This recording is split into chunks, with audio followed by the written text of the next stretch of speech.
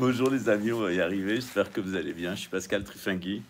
Lama Kunzang, aujourd'hui je vais répondre, j'ai un petit peu de temps avant l'astro, donc je vais répondre avant que les employés n'arrivent. Donc je vais répondre à la question d'une internaute qui s'appelle Magali et qui n'est pas depuis très longtemps sur la chaîne et qui me demande qui sont les Amorites. Alors, qui sont les Amorites? Je vous ai mis un petit texte sur la partie communauté pour vous expliquer qui sont ces fameux Amorites. Alors, les Amorites, ou les Amoréens, sont les membres d'une ancienne nation fréquemment mentionnée dans l'Ancien Testament. Ils descendent de l'un des fils de Canaan, donc sont les descendants de Canaan, et de ces femmes caïnites qui s'étaient accouplées avec les anges déchus. Dans les premières inscriptions, les Amorites étaient également connus sous le nom d'Amoura, Amouri, racine qu'on retrouve dans le mot sumérien. Le pays des Amorites comprenait la Syrie et la Palestine actuelle. Certaines des montagnes méridionales de la Judée, également appelées les collines des Amorites dans le Deutéronome 1,7, 19-20. Deux rois amorites sont particulièrement connus, Sion et Og, qui ont été vaincus par les Israélites, donc les Hébreux, sous la direction de Moïse. C'est rapporté à Deutéronome 31,4.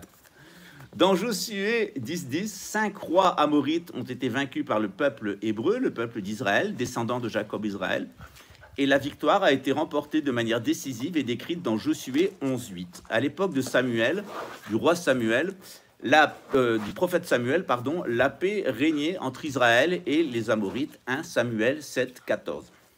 Moins d'un siècle plus tard, le roi Salomon réduisit en esclavage les Amorites restants. Donc le roi Salomon met un terme à l'expédition et à l'existence même des Amorites. La Bible dit, 1 Roi 9, 20, 21, il y avait toute une population issue des Amoréens, des Hittites et des Phérésiens, des Évéiens et des Jébusiens, qui avaient survécu et ne faisaient pas partie des Israélites. Leurs descendants étaient restés après eux dans le pays, parce que les Israélites n'avaient pas pu les vouer à la destruction. Salomon les enrôla comme esclaves. Les Amorites sont mentionnés pour la dernière fois dans Amos 2,10, le prophète Amos. On suppose qu'ils se sont éteints, qu'ils ont été absorbés par la culture d'Israël ou qu'ils ont fui, tout simplement, puisqu'ils sont de la même famille que les Hittites, les Caucasiens, que plus tard dans l'histoire on va retrouver sous le nom des Khazars. Les Amorites étaient connus pour être de féroces guerriers à l'époque de leur splendeur. Moïse parle d'Og, le roi des Amorites, Og, comme d'un homme très grand dont le lit mesurait 4,50 m de long, Deutéronome 3,11. Malgré leur nombre et leur puissance militaire, les Amorites ont été détruits à cause de leur culte des faux dieux, le culte de Baal, et leurs pratiques sociales comme l'inceste, la pédophilie, l'avortement, la mythomanie, l'usure, le cannibalisme et des guerres de razzia. La conquête de leur pays par les descendants de Jacob, que l'on appelle la communauté d'Israël, faisait partie du jugement de Dieu sur leur culture satanique. Voici quelques leçons à tirer des Amorites. Tout d'abord, le seul Dieu unique et véritable et digne d'être adoré, c'est le Dieu d'Abraham. Les idoles des Amorites et les faux dieux qu'ils représentent ne peuvent rivaliser avec le Dieu omnipotent d'Israël. Les Amorites, ils vouaient un culte aux pierres dressées, c'est les fameux prophètes de Baal. En outre, Dieu donne aux nations l'occasion de se repentir avant le jugement. On le voit dans le deuxième épître de Pierre 3,9, dans l'Apocalypse 2, Verset 20-21, la nation amorite a eu tout le temps de se détourner de son idolâtrie, de ses pratiques sociales méprisables comme l'inceste, la pédophilie, la mythomanie, le vol, l'hypocrisie et le meurtre. Mais la nation amorite a méprisé la bonté et la patience de Dieu et de ses envoyés, et elle a refusé de se repentir. Saint Paul apôtre aux Romains, Saint Pierre aux Romains, il parle au 2,4.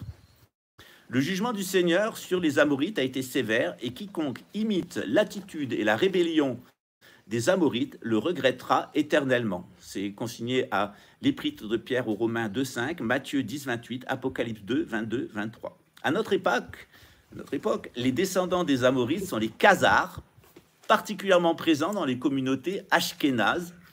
Ils ont développé le Talmud de Babylone en haine au christianisme, sont les alliés d'Édom Londres, c'est-à-dire le concurrent de Jacob Israël, c'est Édom. Édom actuellement a son siège à Londres, c'est la famille royale d'Angleterre, et ils ont détruit la chrétienté, dont la France est la fille aînée de l'Église. Toutefois, la prophétie de France annonce un rétablissement et la fin des Amorites dans le monde entier après un événement solaire, puis une chasse à l'homme.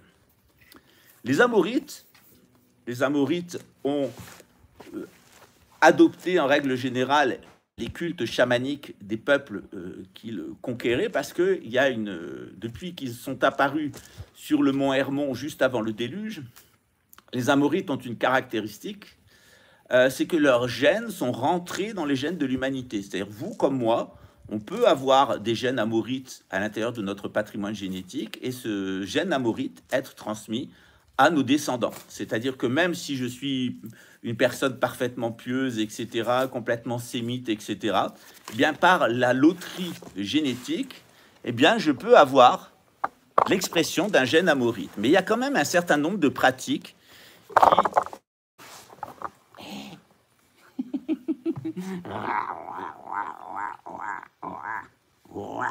Oh, les belles dents toutes blanches, toutes neuves. On dirait le loup. Il en forme. Allez, viens dire un petit bonjour. Viens dire un petit bonjour. Viens dire un petit bonjour au spectateur.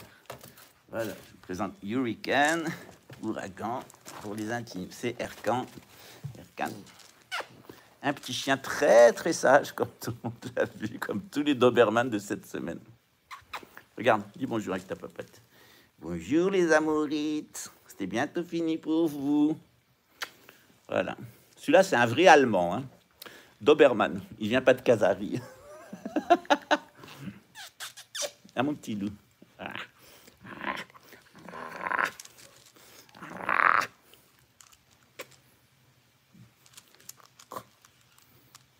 Voilà.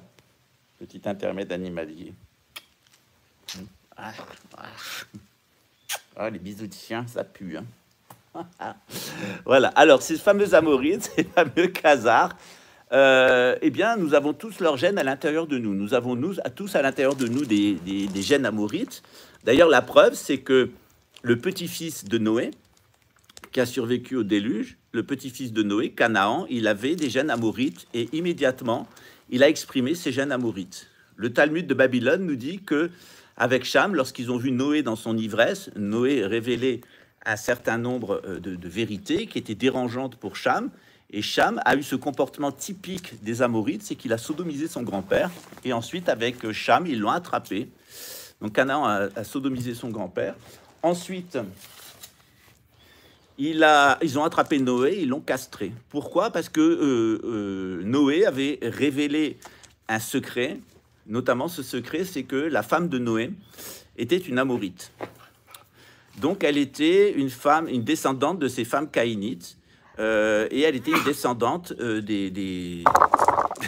elle était une descendante de ces femmes qui avaient conçu avec les anges déchus. Alors évidemment, la génétique de Canaan a été affectée par le péché de sa grand-mère, nous dit le Talmud, et tout de suite, les tendances caïnites se sont manifestées. Quelles sont les tendances caïnites? Principalement, c'est un peuple de mythomanes. Ils sont mythomanes.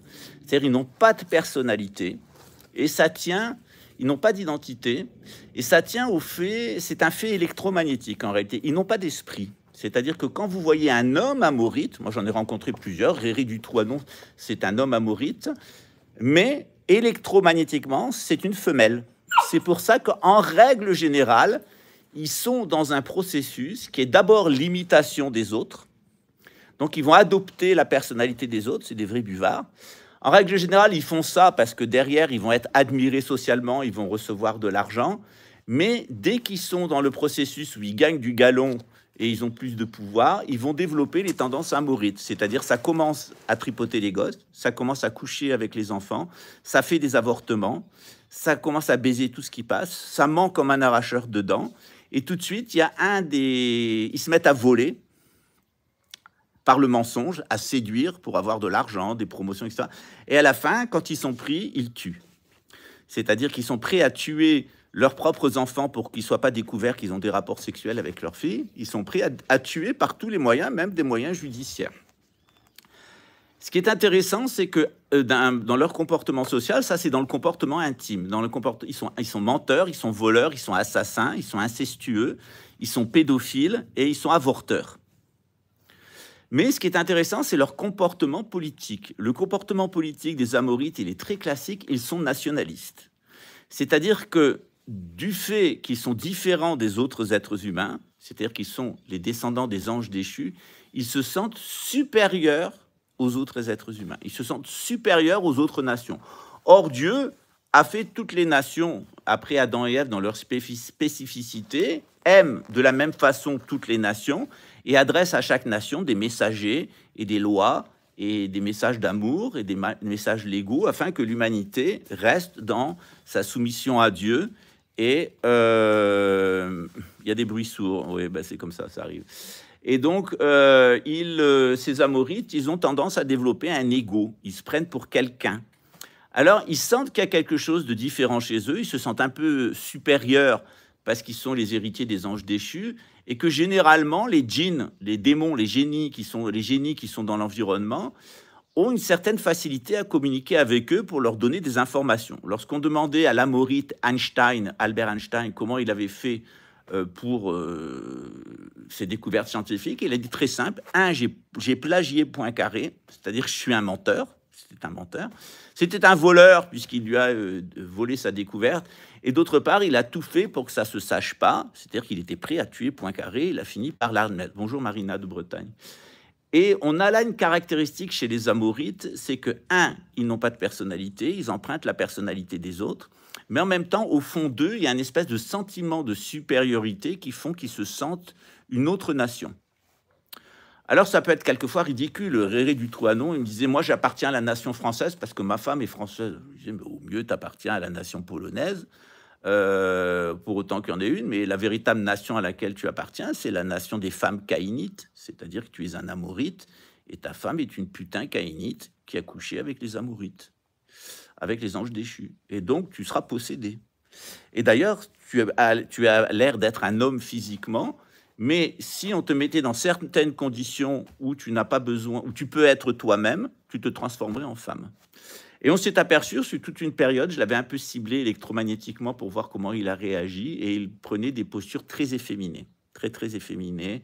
Et il était de plus en plus féminin et dévirilisé, et il était complètement sous le pouvoir des femmes qu'il y avait autour de lui. Alors, ce genre de femelles, on appelle ça les femelles schools, parce qu'ils savent qu'ils sont comme ça. L'université de Yale aux États-Unis, dont sont sortis un certain nombre de présidents des États-Unis, dont Jimmy Carter, je crois, eh bien, ils ont le crâne et les os de Geronimo, qui était lui un Amorite d'une famille qui avait survécu au déluge. Il n'y a pas que Noé qui a survécu au déluge sur le continent américain, il y a eu aussi des Indiens qui ont survécu. On le voit d'ailleurs dans beaucoup de... Il y a eu un reportage sur Netflix sur l'archéologie interdite, et on voit tout à fait que c'est des descendants du déluge, et que tout leur édifice et tout leur rite avec le serpent montrent qu'ils avaient survécu au déluge. Le déluge, c'est certainement un météorite qui est tombé sur la calotte de glace au-dessus du Canada il y a 12 à 14 000 ans, qui a provoqué la fonte de cette glace, son basculement à l'intérieur de l'océan, une montée du niveau des mers et un phénomène de yo-yo. Un phénomène de yo-yo avec les plaques tectoniques qui a provoqué ce grand déluge et la destruction de toute une partie de l'humanité. Alors, ces Amorites, ce qui est intéressant, c'est qu'ils se reconnaissent en tant que tels. Vous avez une photo des Skull and Bones, ils sont toujours 13. C'est parce qu'ils ont une anomalie sur leur génétique qui est liée au 13e chromosome. Et ils ont une anomalie au niveau du fémur, au niveau de l'os phénoïde qui n'est pas incliné comme chez les humains normaux. En règle générale, ils sont d'assez grande taille, mais avec un comportement très féminin. Et ils ont d'autres anomalies, par exemple au niveau du cœur. Ils ont l'onde électromagnétique qui est émise par leur cœur et horizontale au lieu d'être verticale. Ça, c'est aussi une manière de les détecter à l'antenne de Bovis. Et ils ont encore une autre anomalie, c'est que leur cingulum est de petite taille. Donc, ils sont des hommes, mais ils ont un cingulum qui est de la taille du cingulum d'une femme. Et on s'est aperçu, notamment en Belgique, où une étude scientifique a été faite sur les causes du transsexualisme, que les hommes qui ont un petit cingulum, ça n'a rien à voir avec le sexe, hein, sont des transsexuels. C'est-à-dire que du fait de leurs caractéristiques électromagnétiques et de leurs caractéristiques hormonales, même s'ils présentent un corps d'homme, ils sont dans un sentiment de dépossession d'eux-mêmes, et ils ont besoin de se sentir possédés, qui fait que très souvent, ils vont devenir transsexuels. Par exemple, la cousine de Réré du Trianon, c'était Anna Groska. Ça ne s'invente pas, gros cas. Elle était un père de famille avec 5 enfants, polonais, catholiques, etc. Et quand on a mis en route les antennes de téléphonie mobile avec la psychotronique en Pologne, eh bien, il a fait une opération de transgenre. Il s'est fait couper les cacahuètes et le pénis. Il s'est fait opérer. Il est devenu Anna Groska, député du parti anti-catholique polonais. Donc, vous voyez comment il passe d'un camp à l'autre. Soral, par exemple, qui est un amorite, vous l'avez connu, homosexuel, dépravé, toxicomane et sodomite, vivant avec un vieux juif sioniste marchand d'art, et dans toutes les partousses de Paris, dans les médias où il parlait de mode, de chiffon principalement, et un peu de sociologie de la dépravation sexuelle et de la sociologie des vêtements des jeunes. Et il a eu une crise identitaire, il a essayé de rentrer dans la franc-maçonnerie, il a été blackboulé. Il a essayé de retourner vers le judaïsme, et là, il s'est mis à étudier le Talmud, et il a pris peur. Et du coup, il a passé par une phase de down, où là, c'est un peu comme Léo qui a entendu papa qui lui parlait dans sa tête, bienvenue dans la secte des décodés, ou des encodés.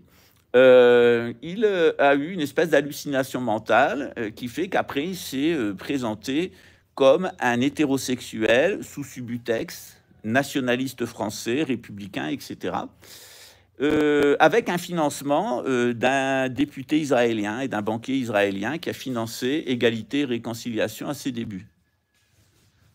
Berkane est à l'aventure de la découverte des bois. Ça chopé une tic, loulou.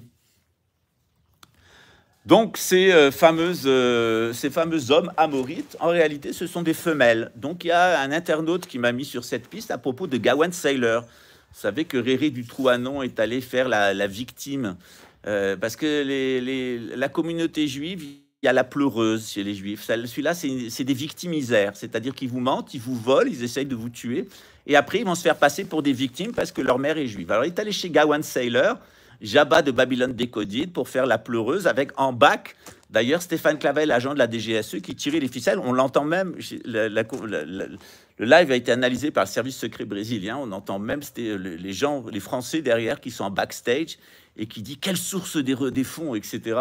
Donc voilà, c'était complètement monté par la DGSI, tout comme ici, l'histoire maintenant avec Cross ou Plomb a été montée par le consulat de France, puisqu'il m'accuse maintenant d'avoir volé son chat. Voilà. Donc, je suis à Brasilia, il est à Rio.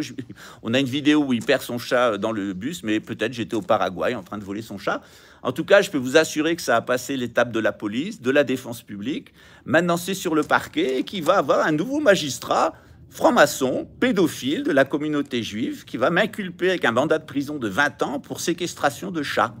Parce que c'est ça chez les youpins. C'est pas que des youpins d'ailleurs, c'est des amorites. Donc quand vous allez comprendre qui sont les amorites et quel est leur mode de fonctionnement, leur principal mode de fonctionnement, c'est l'inversion accusatoire. C'est-à-dire ils adorent accuser les autres de ce qu'ils sont eux-mêmes et de ce qu'ils font eux-mêmes. Et ils adorent prendre la personnalité des autres. Alors ma femme est française, alors je suis de la nation. Non, t'es rien. T'es rien, t'es qu'un immigré polonais. Ta mère, c'était une pute de camp de concentration. Ton père, c'était un petit capot ouvrier. Frère d'un délinquant qui a tué 5 personnes dans le sud de la France, et ton père, c'est un chien de l'émigration, décatholicisé et qui apparaît dans des actes antisémites, ainsi que toute ta famille. Et donc, ces gens-là, ils vivent évidemment... On comprend qu'après avoir vécu tout ça en Pologne, quand ils sont revenus en France en 56, ils avaient envie de se faire passer pour autre chose, donc ils se sont fait passer pour des catholiques, etc. Elle a voulu un fils préfet, un fils général, ça fait bien. Hein. De toute façon, la République permet justement aux bâtards venus de tous les pays, à tous les chiens de la planète, de devenir n'importe quoi, parce que les Français de souche ne veulent pas être généraux et préfets. On n'est pas fous, on laisse ça aux chiens de la République. Et d'ailleurs, ces chiens-là font leur travail de chien jusqu'à ce que la République, est une chienne, tombe. Voilà. Donc, il ne faut pas se salir les mains. C'est ce que je disais ce matin à quelqu'un du renseignement marocain. Il faut toujours se poser la question de la légitimité. Et la République n'est pas légitime. La République, c'est une société commerciale imposée par les talmudistes et les protestants de Londres afin de détruire le catholicisme romain, détruire la couronne de France et faire du monde une sorte de Rio de Janeiro. Donc, il ne faut pas participer à ce genre de truc, c'est cyclique, c'est-à-dire que quand on est en fin de cycle, il est normal qu'on passe un peu comme à la fin de l'hiver. À la fin de l'hiver, on mangeait toute la nourriture qu'on avait, on se déguisait dans ce qu'on n'était pas, on célébrait la messe à l'envers, on faisait célébrer la messe par des ânes. C'est ce qu'on appelle la fête de l'âne. C'est-à-dire qu'en ce moment, on vit un truc où les gens s'empiffrent, les gens se gavent, les gens font tout à l'envers, sont sodomites, les femmes s'habillent en hommes, les hommes s'habillent en femmes, la femme garçonne, l'homme à talons aiguilles, le transsexuel, etc. Tout est inversé, mais quand ce potentiel d'inversion sera épuisé, eh bien, badaboum. C'est-à-dire que, eh bien, il va se passer exactement ce qui s'est passé en Égypte au moment des 10 plaies d'Égypte. Erkan, faut base d'où? Je sais pas où il est passé. J'espère qu'il n'est pas tombé dans un trou. Un moment. Erkan? Erkan?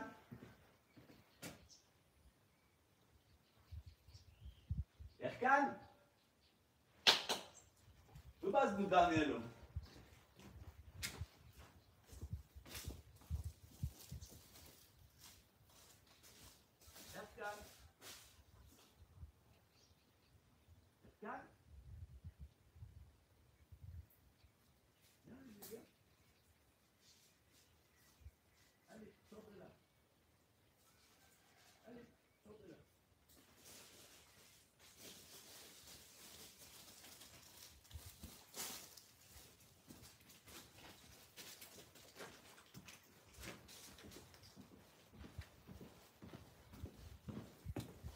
Allez, viens.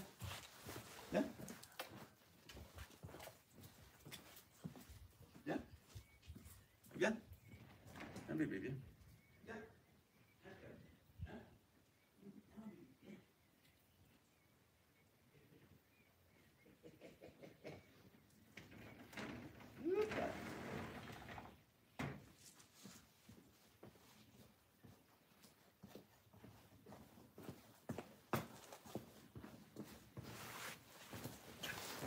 Il a trouvé le compost, l'animal. Ouais, excusez-moi. Donc, ce qu'il faut comprendre sur ces Amorites, c'est qu'à la fois, c'est des créatures semi-humaines dont l'esprit appartient aux anges déchus. Et ces Amorites, ils ne sont pas conscients d'être ce qu'ils sont. En règle générale, une personne qui est amorite, c'est très facile de la mettre sous influence. C'est-à-dire qu'elle est très sensible à un roman national. Il suffit d'aller voir un amorite et lui dire « Suis-moi, on est quelqu'un, on va faire une tour de Babel. » Et j'ai quelqu'un là, disait Christian Kiefer, qui était rien, qui voulait être quelqu'un. Lui, il avait conscience qu'il était rien. Il a essayé d'être quelqu'un. Il a montré ce qu'il était. Un vieux dégueulasse, un menteur, un corrompu, un trafiquant de drogue, un protecteur des réseaux pédophiles, et quelqu'un qui s'attaquait très violemment à la famille grand-ducale, au sémitisme et à tout ce qu'il incarnait. Donc, ces Amorites, ça correspond quand même aux 2 tiers de l'humanité. Quand ils sont sous influence spirituelle mauvaise, ils vont développer du nationalisme. Toujours. Ils vont se sentir une nation au-dessus des nations. Vous regardez Maduro, vous le testez à l'antenne de Bovis, c'est un Amorite. J'aimais beaucoup Hugo Chavez, qui était un indigène, qui était un sémite, assez curieusement. Dans le test, il sort sémite. Et Maduro, il sort amorite. Et quand il est arrivé, j'ai dit, ah là là, ça va être la catastrophe pour le Venezuela. J'aimais bien la révolution socialiste d'Hugo Chavez, mais avec Maduro, ça va devenir du nationalisme, avec une guerre territoriale. Et il va truquer les élections. Ça va devenir un bain de sang. Et c'est exactement le cas. C'est-à-dire que c'était la pire des choses, c'était, pour Hugo Chavez, c'était il s'est fait rouler par Maduro, en réalité. Voilà. Donc, ces Amorites, ils sont principalement schizophrènes. C'est-à-dire qu'ils vont adopter la personnalité des personnes qui sont autour d'eux, mais une fois qu'on leur a donné le pouvoir, leur véritable nature d'Amorite prend le dessus. Le premier symptôme, c'est le nationalisme. Ils se sentent au-dessus des autres nations. D'un seul coup, ils se sentent quelque chose. Le deuxième symptôme qu'ils vont avoir assez rapide, donc ils oublient Dieu, c'est l'amnémésis. Deuxième chose qu'ils vont avoir, c'est qu'ils vont avoir des idées tordues sur tout, et en particulier d'un point de vue sexuel. Donc c'est des détraqués sexuels, les Amorites. Complètement détraqués. Et imaginez en plus, quand on circoncit des Amorites, la catastrophe qu'on génère, puisque la circoncision mutile au niveau du cerveau, au niveau du sexe, mais elle va dérégler le système endocrinien, et les personnes deviennent ou hyperglandulaires, ou hyper-hypophysaire ou hyperthyroïdien. C'est-à-dire qu'on va avoir des gens qui rentrent dans des spéculations dont ils ne sortent jamais, notamment boursières, des gens qui rentrent dans l'artistaillerie communautaire et qui vont pousser la chansonnette et faire oublier les gens à Dieu aux gens en faisant chanter sans chemise, sans pantalon. Ça, c'est une amorite, hein, Eric Azaraï. Et ils sont comme ça. Ils sont dans ça, dans l'artistaillerie communautaire. Quand ils réussissent dans l'artistaillerie communautaire, bah, ça donne des pédophiles en règle générale, les Drucker, compagnie, etc. Comment il s'appelle, l'autre femme que j'aime, etc. La femme, ouais. La haie. Et puis quand ils ratent, comme Depardieu, on les retrouve, et Lalanne, on les trouve dans la fake dissidence, la fausse dissidence. Et là, ils vont vous chanter la chanson nationaliste, en règle générale. Donc, premier aspect, ils sont nationalistes. Deuxième, et ils oublient Dieu. Donc, ils idolâtrent leur propre nation et ils ont des idoles, principalement l'argent. Deuxième aspect des Amorites, c'est que ils ont des idées fausses sur tout. C'est ce qu'on appelle la pornéia. Et en particulier, ils ont un comportement sexuel qui est complètement déplacé. En particulier, un homme, normalement, est sensible à la gentillesse d'un enfant et le protège. Un Amorite va vouloir torturer des enfants. Un Amorite va vouloir avoir du sexe avec sa propre fille. Troisième aspect, pour les Amorites, donc ils sont drogués. C'est-à-dire qu'ils vont, non seulement dans la mnémésis, ils oublient Dieu pour l'argent et leurs idoles. Dans la pornoïa, ils ont des idées fausses et des comportements sexuels faux. Mais le troisième aspect, c'est que ils sont drogués. Et ils adorent prendre des drogues, quelles qu'elles soient. Alors, je sais que ça se dispute un peu sur le chat. Des fois, ça n'a ni queue ni tête. Les gens ne restent pas sur le sujet. Je ne comprends pas qu'il y ait des gens qui viennent sur le chat pour poser des questions qui n'ont rien à voir avec les Amorites ou pour étaler leur vie personnelle ou se disputer avec les autres, faire preuve un petit peu de discipline. De temps en temps, je fais des open micro, c'est-à-dire je vais sur StreamYard et je dis aux personnes, venez et posez vos questions vous-même. Il n'y a personne. C'est rare qu'il y ait des gens. Je l'ai fait beaucoup en 2018, 2019, 2020. Et c'était toujours les mêmes personnes. C'est-à-dire que les trolls, ça ne montre jamais leur visage. Voilà. Donc, tu as raison, Karima. Moi, de toute façon, là, je suis le chat parce qu'il s'est mis en mode automatique, mais je vais le déconnecter. Voilà. C'est mieux comme ça, parce que c'est saoulant. C'est tout à fait saoulant. Donc, nos pauvres Amorites, si on les laisse faire, bien, ils sont dans les trois tares dénoncés par Platon.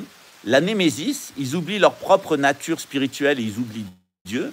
Ils sont dans la pornéia, ils ont des mauvaises pratiques sexuelles, notamment la sodomie et la pédophilie, l'inceste, et ils ont des représentations fausses de tout.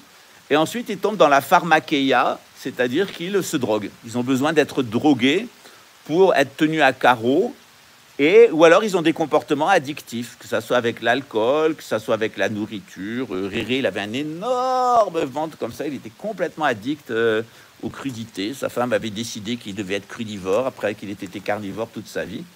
Parce qu'en règle générale, en vieillissant, les hommes amorites, qui sont des femelles, tombent sous le pouvoir de leurs femmes qui se masculinisent. C'est le cas de Gawain Saylor. Il y a une étude très intéressante qui a été faite par un internaute français. C'est lui qui m'a dit « Non, mais t'emmerdes pas avec lui. C'est un juif, il s'appelle Gawain Saylor. Son grand-père est le créateur des écoles Steiner et avec un nazi, un cigarettier nazi. Il est en famille avec Schwab et il a chanté toute sa vie des hymnes sataniques en mode reggae. Et le grand-père était dans des loges glauques, etc., dans l'ésotérisme. C'est quelqu'un qui est passé par les écoles Steiner, qui est complètement détraqué d'un point de vue psychiatrique, qui a eu des problèmes avec la justice et qui est complètement sous le contrôle du service de renseignement. C'est de l'opposition contrôlée. Et à chaque fois qu'il fait le job, eh bien, on lui permet d'avoir des fonds publics pour faire des concerts où il va chanter une de Rainbow Sorai. Il nous raconte qu'il est avec Lucifer à travers les 7 couleurs dans l'arc-en-ciel, tout à fait en haut. Voilà. Donc, voilà. Donc, c'est un amorite. Hein. C'est un khazar ashkénaze allemand qui s'est installé en Suisse. Voilà. Dont le grand-père était un nazi et franc-maçon. Il a dit d'ailleurs que son grand-père était un franc-maçon, mais il était aussi un nazi.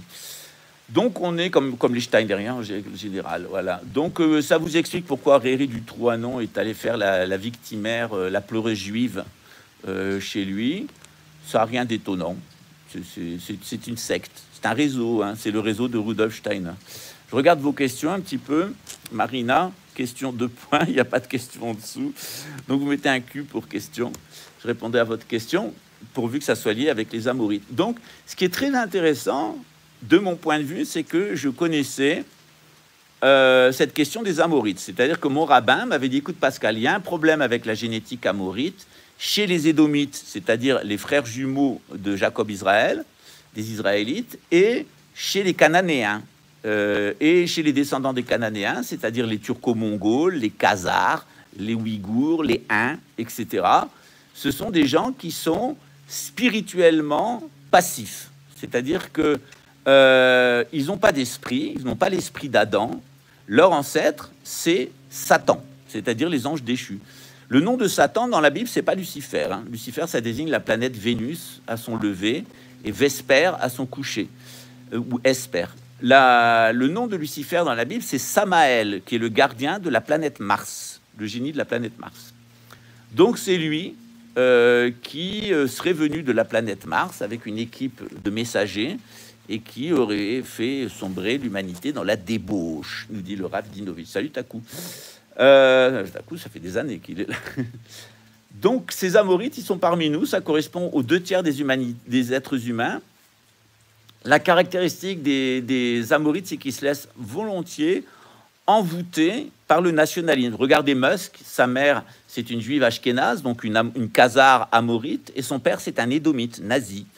Et ça, c'est vraiment la pire combinaison, parce que vous avez à la fois le côté tyrannique des Édomites de la 7e Édom, et à chaque fois, et en même temps, le nomadisme dévié de la communauté khazare. Donc chez Elon Musk, vous allez trouver ça. Vous allez trouver à la fois son côté féminin, razieur, il adore faire des coups, etc. C'est une vraie petite pute, hein, Elon Musk. Hein. Là, il est en train d'acheter McDonald's, qui a perdu 50% de ses boutiques à cause de son soutien à Israël. Et donc, il est en train d'acheter McDonald's à bon compte, avec l'aide des musulmans.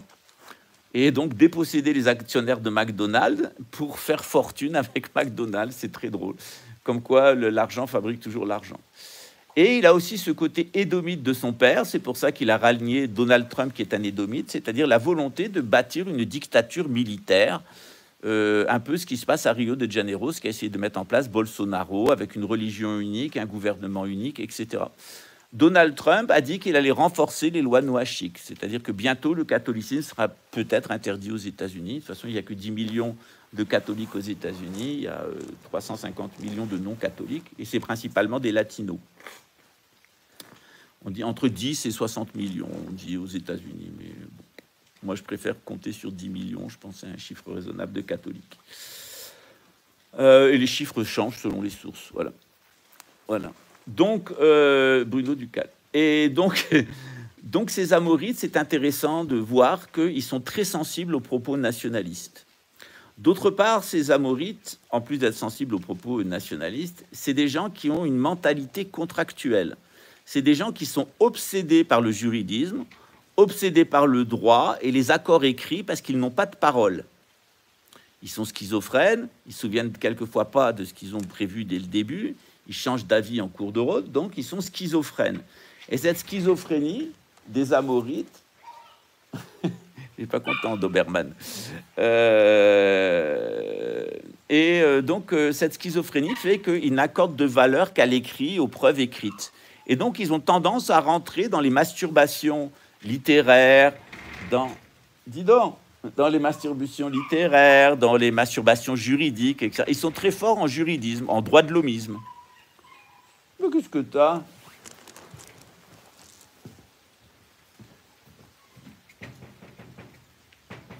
Qu'est-ce que t'as?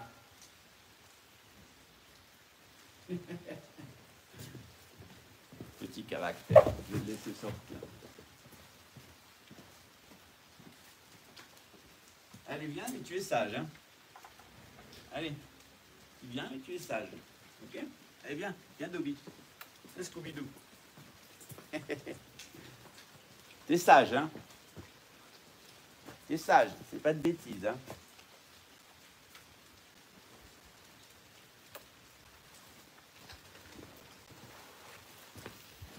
Éduquer un chien, c'est éduquer un enfant avec des grandes dents. mon petit chien. Voilà. Donc, c'est des individus qui sont intéressants dans le sens où ils sont schizophrènes, ils inventent absolument n'importe quoi. Oui, il pleut, ouais. Deuxième chose, ils ne portent d'attention qu'aux preuves écrites et aux preuves matérielles, d'où la méthode expérimentale scientifique de Descartes, qui était un amorite.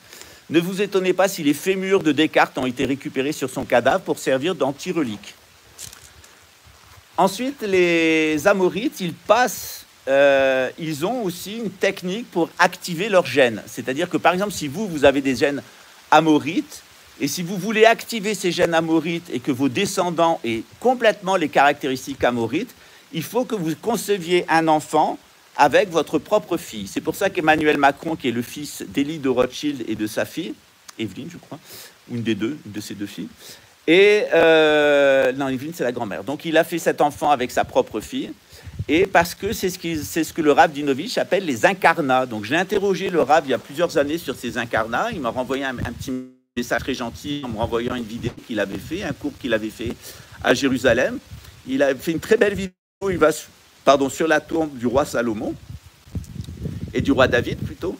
Et donc, ce qui est intéressant, c'est de voir que ces Khazars, qui sont des Amorites de la Khazarie, ont adopté le judaïsme, pensent qu'ils sont des Israélites, ont créé l'État actuel qui s'appelle Israël, l'État sioniste, mais quand on fait des analyses génétiques, on s'aperçoit qu'en réalité, ils sont des Turco-Mongols, c'est des Khazars, des Cananéens, mais qu'ils n'ont pas une goutte de sang sémitique. Voilà. Ah, mais t'es beau. Ah, bah oui, t'es beau. Ah, bah t'es beau, je te le dis.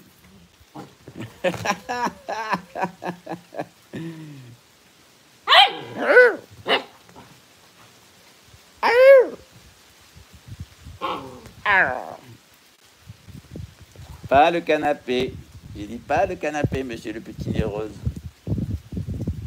Est-ce que tu es sage de temps en temps? Il est toujours très sage, mais dès que je fais un live, il est enfant, regardez-le.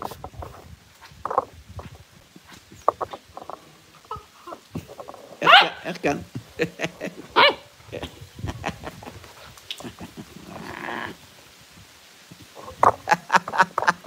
Ça me rappelle quand j'avais mon fils. C'est le même sport. Voilà. Une fois filmé, il a arrêté. Ouais, c'est une petite star. Voilà. Profitez-en parce que dans 6 mois, il fait 70 kilos et 1m30, 1m10. Voilà. Donc, ces Amorites, ils sont assez intéressants. Quand on rencontre une criminelle comme Nathalie Reims-Rothschild, qui a été l'amant de Matzneff quand elle était mineure et de Soral, elle a fait les deux. C'est la famille Tuyot-Pal. Elle a dit Vice is nice, incest is the best. C'est-à-dire, le vice, c'est beau, mais l'inceste, c'est le meilleur. Donc, ces gens-là sentent qu'en pratiquant l'inceste et en ayant sur 4 générations les pères des enfants avec leurs propres filles, eh bien, c'est-à-dire que le garçon trouve que sa mère est aussi sa sœur, en réalité, eh bien, au bout de 4 générations, on a un monstre comme Emmanuel Macron, c'est-à-dire un incarnat, c'est-à-dire quelqu'un qui va avoir, il le dit d'ailleurs, il tremble comme ça, il dit, sous cocaïne, hein, évidemment, il dit, il y a une puissance supérieure, quelque chose qui vous habite. Ben, t'es possédé, mec, t'es possédé par Satan. Voilà. Donc, c'est ce qui s'est passé chez Puff Didi, etc. Il y a des chances pour qu'il fasse tomber Sarkozy, puisque le fils Sarkozy était au partout satanique de Puff Didi.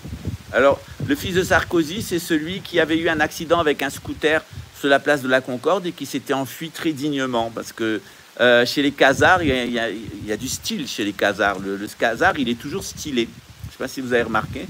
C'est Sarkozy, par exemple, il est beau, il a une certaine prestance, il est intelligent, il est honnête.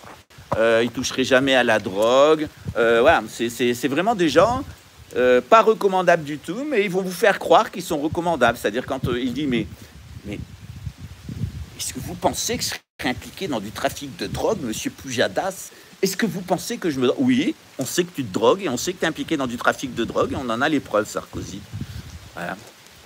Mais il vous prend pour des cons et l'électeuse française, c'est « Ah, Nicolas Sarkozy, il est tellement intelligent, Nicolas Sarkozy, il doit avoir un gros zizi, et quand je le vois, j'ai une pulsation au niveau du clitoris. C'est comme ça qu'on gagne les élections en France. Voilà, c'est aussi simple que ça. C'est pour ça que la souveraineté du peuple, c'est assez drôle. Voilà. Voilà. La souveraineté, elle est à Dieu. Hein. Donnez la souveraineté au peuple, vous aurez Hitler, Staline, Pol Pot, Mussolini au pouvoir. Voilà. Donc voilà pour ces pauvres créatures, les Amorites. Alors dans la deuxième partie, maintenant, on va voir qu'est-ce qui va arriver aux Amorites. Quel est le destin des Amorites? Eh bien, le destin des Amorites... Arrête! Arrête! Arrête!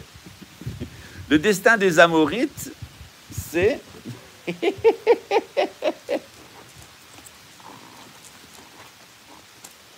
Je lui apprends à attaquer.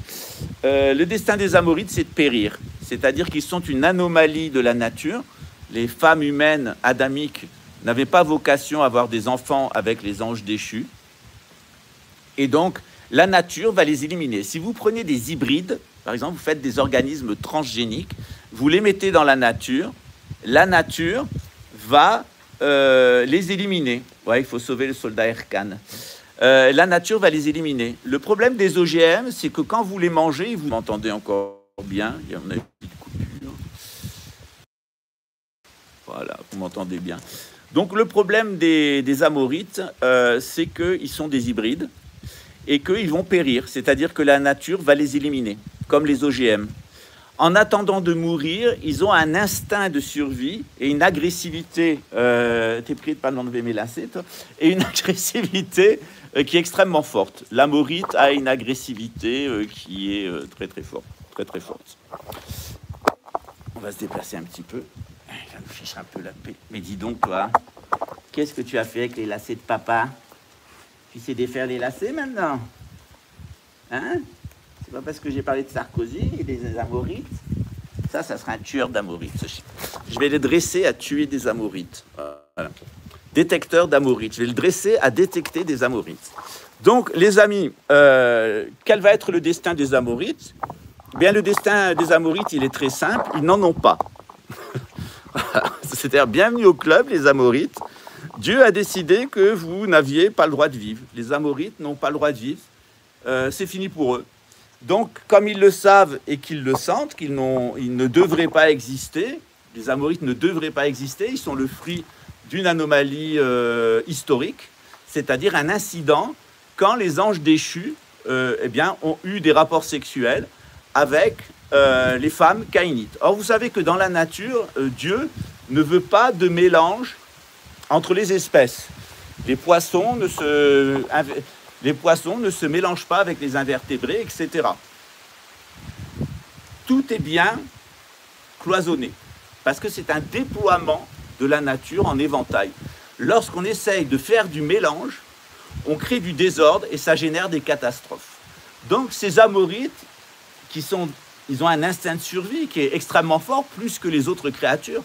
Les gens de groupe A, par exemple, les pré-adamiques, les gens de groupe A n'ont pas d'agressivité, parce qu'ils sont là avant les adamiques.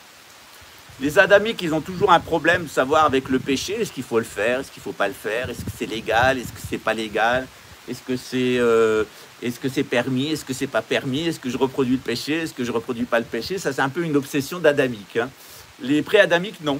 Par contre, chez les Amorites, principalement les gens de groupe B, eh bien, on va trouver un instinct de survie qui est extrêmement fort. Chez les hommes, c'est là où on trouve le plus d'agressivité. Vous allez avoir une vidéo demain qui va vous montrer comment au Japon, on utilise cette histoire de groupe sanguin.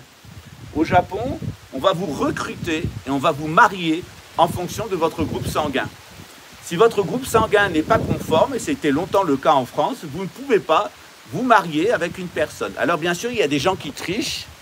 Même autrefois en France, il y avait des gens qui trichaient, qui mentaient sur leur groupe sanguin, sur leurs analyses pour pouvoir se marier. C'est le cas de Réré et de Ninine. Vous voyez les monstres qu'ils ont fait. Voilà, une fille incestueuse, un garçon qui s'est stérilisé, l'autre qui est à moitié barré, tout le monde dans chez Steiner et l'hépatothérapie. Donc ce sont de véritables plaies, ces gens-là, ils sont un cancer pour l'humanité. Tout ce qui touche, ils le transforment en merde. Mais hélas,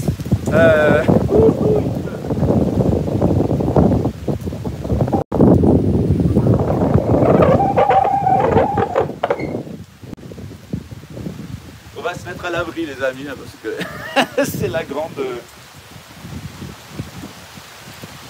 grande averse. Voilà. Donc,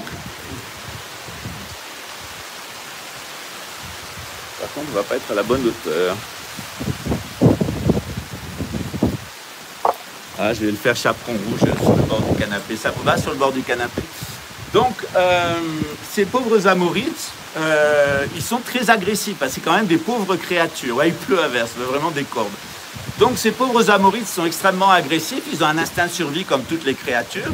Et comme Dieu leur veut la peau et que la nature leur vaut la peau, ben, ils ont développé des capacités.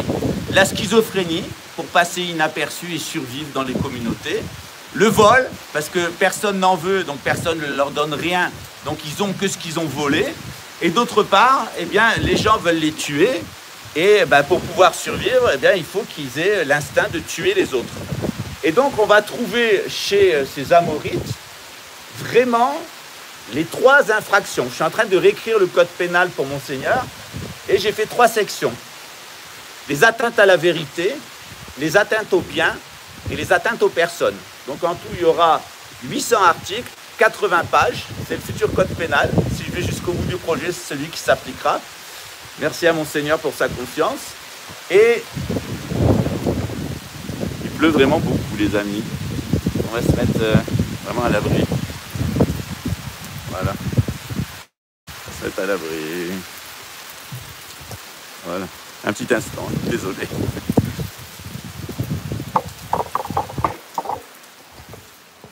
Voilà, on va se mettre à l'intérieur au confessionnal. Erkan, tu veux entrer tout de suite?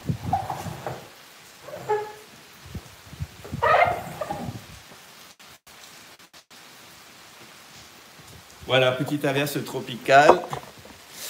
Comme dirait notre ami David, petite averse tropicale.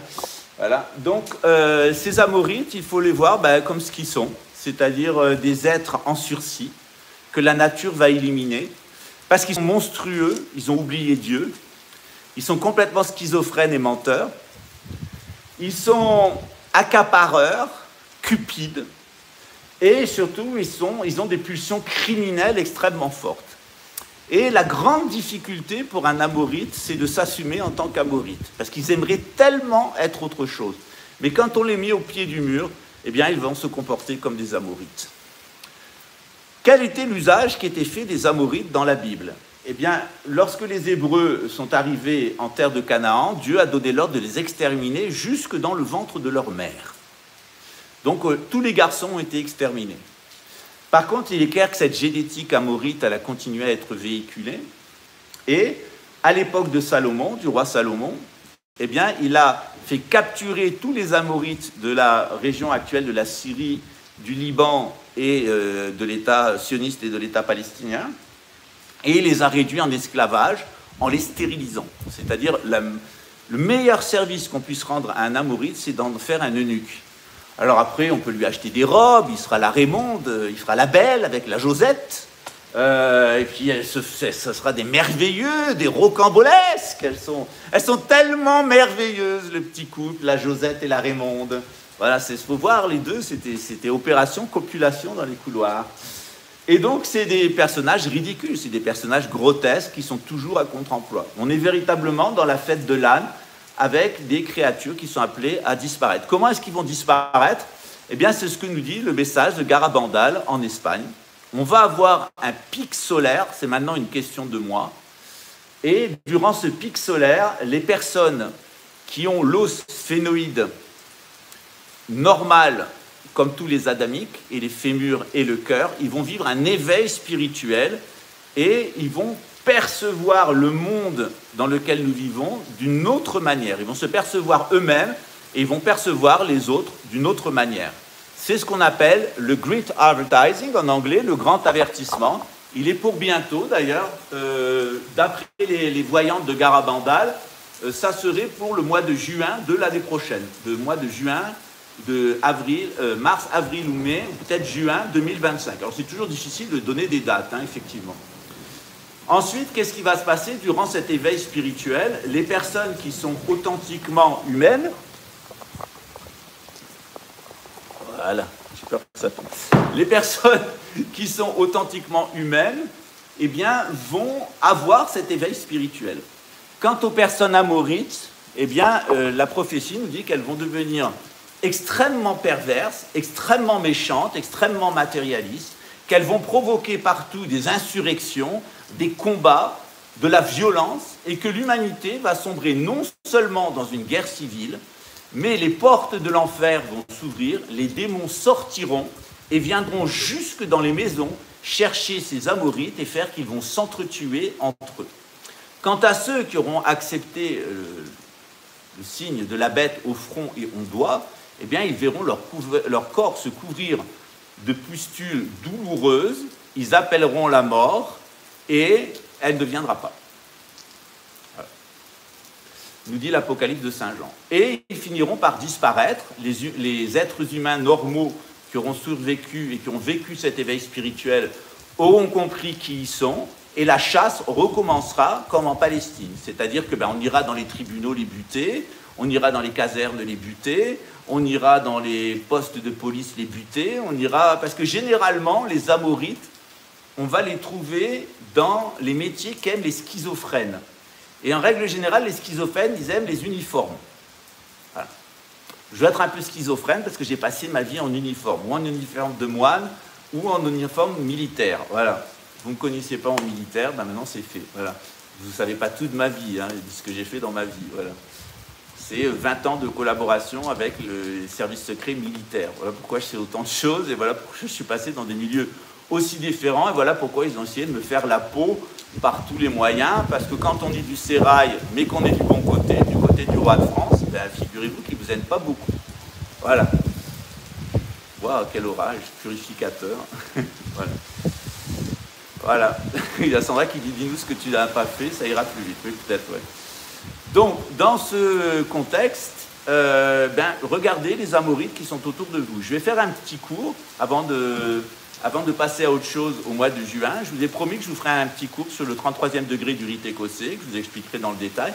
Mais surtout, je vais vous apprendre à manipuler les antennes de Bovise pour détecter le pourcentage d'amoritisme chez les personnes. Et vous allez voir que quand on a des indices très élevés de tendance amoritique, vous allez trouver bien les gens du système, menteurs comme des arracheurs de dents, escrocs comme les derniers des filous, et qui sont tout le temps en train de provoquer des guerres civiles ou des guerres militaires. Et que ces gens sont une véritable plaie pour l'humanité. Le message de Garabandal, en Espagne, cette apparition qu'il y a eu en Espagne dans les années 60, 60, ouais, c'est que c'est fini. C'est-à-dire que les Amorites vont être démasqués et que l'humanité va mettre la dernière couche en les exterminant. Mais pas seulement l'humanité.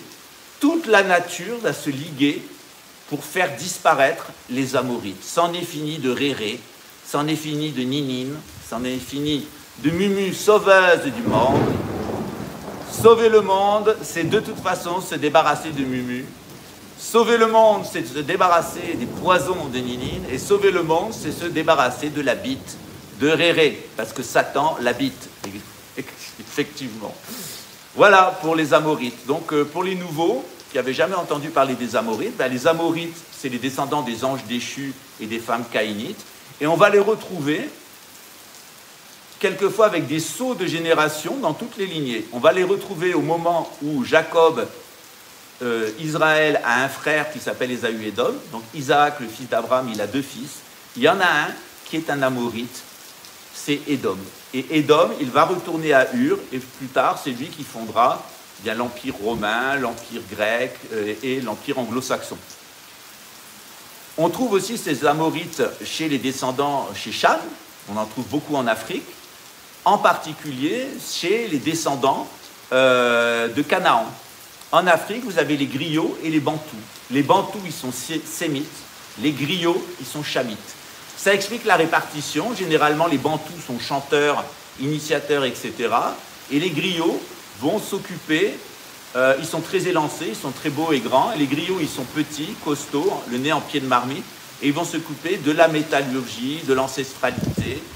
Voilà, il pleut dedans. Et etc. Donc, mes amis, dans ce contexte, méfiez-vous des Amorites. J'allais fermer les fenêtres. C'est vraiment l'orage tropical. Et je vous souhaite une bonne journée. On se retrouve demain pour de nouvelles aventures. En tout cas, c'est fait pour les Amorites. J'ai répondu à la question qui m'était posée. N'hésitez pas à me poser des questions très détaillées par mail. Je lis tous les mails, je lis tous les messages. Ça me prend 1 à 2 heures par jour. Et ça nourrit les prochaines vidéos. La vidéo qui sortira demain ou en fin de journée, c'est sur les groupes sanguins au Japon, et avec une interview en France sur ce problème des groupes sanguins, avec une référence, un rare livre écrit section, mais il y a 2-3 livres en anglais et un livre en allemand. Et effectivement, c'est intéressant de voir comment, au final, nous sommes 3 humanités. Les adamiques, les pré-adamiques et les amorites, qui sont un mélange, qui n'ont pas de père humain, mais qui ont un père céleste, mal intentionné et méchant. Un peu sur le modèle du rite sumérien de Enki et d'Enlil. D'après les Sumériens qui étaient des Amorites, un de leurs ancêtres était un dieu venu du ciel, extrêmement pervers, extrêmement méchant, un couple de frères. Un était un guerrier sadique et vicieux, et l'autre était un professeur Nimbus qui a fait des expériences horribles sur les êtres humains et sur les animaux en les hybridant. Et donc, ils seraient les ancêtres de cette humanité amorite. C'est une autre façon de présenter le mythe des anges déchus. L'humanité adamique, elle a bien été créée par Dieu, elle est bien d'essence divine, image et ressemblance de Dieu. Quant à l'humanité pré-adamique, eh bien, elle est le reliquat des humanités qu'il y a eu avant nous, qui étaient quasi animales en réalité, très peu soi conscientes, et qui, petit à petit, eh bien, ont reçu la visite de cette autre humanité. Voilà. Ce monde est complètement fou, je suis tout à fait d'accord, mais dans ce monde de fous, il y a la folle sagesse, c'est-à-dire que tout en passant pour un fou, on est d'une extrême grande sagesse. Le pire, c'est de se prendre au sérieux, alors qu'on est complètement cinglé. C'est le cas de Christophe Houplon, qui se prend au sérieux, maintenant qu'il a un nouveau passeport, une enveloppe de la DGSI, et qu'il est sans doute allé voir l'avocat et l'assassin. Eh bien, il continue, toujours selon la même méthode. La même méthode, ces gens sont des affabulateurs, jusqu'à raconter que j'aurais séquestré un chat. Bientôt, je vais m'appeler Alf, je suis un extraterrestre et je l'aurai mangé. Bienvenue chez les dingues, ces gens sont absolument cinglés. Si vous savez la quantité de choses délirantes qu'a dit sur moi tout ce groupe de personnes, les décisions judiciaires rocambolesques auxquelles ça a donné naissance, et l'argent que ça a coûté, parce que moi ça m'a coûté 0, l'argent que ça a coûté à l'État de Rio de Janeiro, qui après tout est puni d'avoir des si mauvais magistrats, d'avoir un assassin comme promoteur de justice, d'avoir eu pendant des années un espion de la CIA communiste qui dirigeait la défense publique et qui a absolument souillé et pourri l'institution avec son groupe de pédophiles, de narcotrafiquants et d'assassins. Tous payent. Rio de Janeiro payera ses crimes. Quant aux personnes qui m'ont nui, eh bien, il vaut mieux pour elles que je reste longtemps au Brésil, parce que quand je rentrerai en France, je réglerai mes comptes. Et je peux vous dire que la poitrine, qui a vécu 40 ans avec un pédophile, je vais lui apprendre à faire des faux témoignages contre moi. Chose que j'ai pas. Quand il s'agissait de poursuivre Morel, qui l'a volé avec Nagui Reves, vous pouvez toujours attendre. Ah, c'est vrai, il y avait son copain, le toxicomane, parce que c'est un club de toxicomanes. C'est des Amorites, hein. Ils mentent comme des arracheurs de dents. Ils sont voleurs, ils sont prêts à tuer n'importe quelle personne, même la personne qui leur a tendu la main, et surtout, ils sont complètement cinglés, obsédés par la mort, paniqués à l'idée de mourir, ce qui n'est certainement pas le cas de nous, les adamiques. Moi, j'ai absolument pas peur de mourir. La mort, elle fait partie de la vie, et c'est un cycle, et c'est ainsi. Voilà, bonne journée, ciao, portez-vous bien. J'ai répondu à vos questions. Voilà. Tu passes ton temps à insulter, sois digne d'un vrai Bouddha. Alors, top G, tu vois, celui-là, tu te le mets dans le fion, parce que tu ne connais pas la vie du Bouddha. C'est comme les gens qui disent « Oh, Jésus, il s'est énervé au temple contre les pauvres changeurs. » Ben non, le mal, c'est le mal, il faut le dénoncer, le bien, c'est le bien. Je fais du bien aux gens qui sont bien, et les gens qui mentent, qui volent et qui essayent de me tuer, eh bien, je les tue. C'est qu'une question de temps. Voilà, à bientôt. Ciao. À bon entendeur. Salut.